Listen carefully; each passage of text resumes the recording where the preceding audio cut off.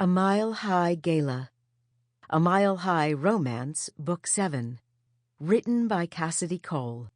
Narrated by Julia Emlen. Sarah Baxter glanced around the room, noting the millions of dollars in diamonds weighing down the wattled necks and liver-spotted hands of the local who's who, matronly women with prim expressions, and older men whose waistlines showed the signs of a few too many martini and steak lunches. Scattered between them were the younger crowd, the women who spent their spare time and money on spa and Botox treatments, the men with their hair plugs and 2 hours a day at the gym, squeezed in between essential business meetings, where they all got to feel like the very important people they were. Sarah was probably the only one under 30 in the entire room, and she was far too curvy for this crowd. Oh, sure, some of the older women were carrying a few pounds. Not every pencil-thin woman made it to 60 without adding some weight, and some of the younger women had a fair amount of cleavage showing. But none of the women were curvy like Sarah.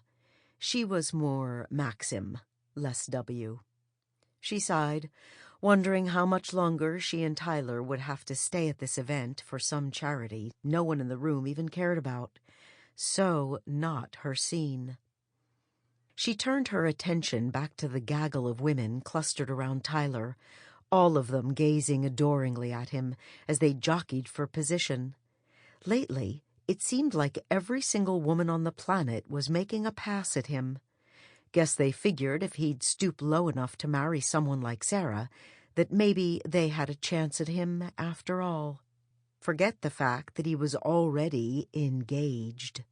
She'd overheard one woman say that it didn't really count until the vows were spoken, and the other say that it didn't even count then, that it would only count when they'd had children. Well, too bad none of these women understood the first thing about Tyler Corrigan. He was hers, and no one was going to take him away. No one. She smiled up at him, marveling once more that this man, with his perfect physique, jet-black hair, and gorgeous green eyes, was hers. Hers. Trailer Park Trash Sarah had somehow snagged herself a billionaire straight from the pages of GQ. Tyler smiled back at her, his eyes shining with love. She almost swooned at his feet. She'd lost track of the conversation in their little group. Not like she really cared what they were saying. It was either not directed at her or nothing that she cared to respond to. A waiter walked by with a tray of bite-sized meatballs, and Sarah stepped away to intercept him. "Wait up. Here, I'll take one of those." She barely kept herself from grabbing his sleeve to stop him. The waiter turned slowly, with a carefully polite smile on his face, and held the silver serving tray out as he offered her a napkin with his other hand. Sarah speared a meatball on a toothpick, dipped it in the provided sauce, ate it whole, and dropped the toothpick back in the thoughtfully provided silver cup on the tray. Not bad," she mumbled as she chewed on it. The waiter started to turn away with a slight eye roll, but Sarah stopped him. "Wait, that was good. Let me get a couple more of those."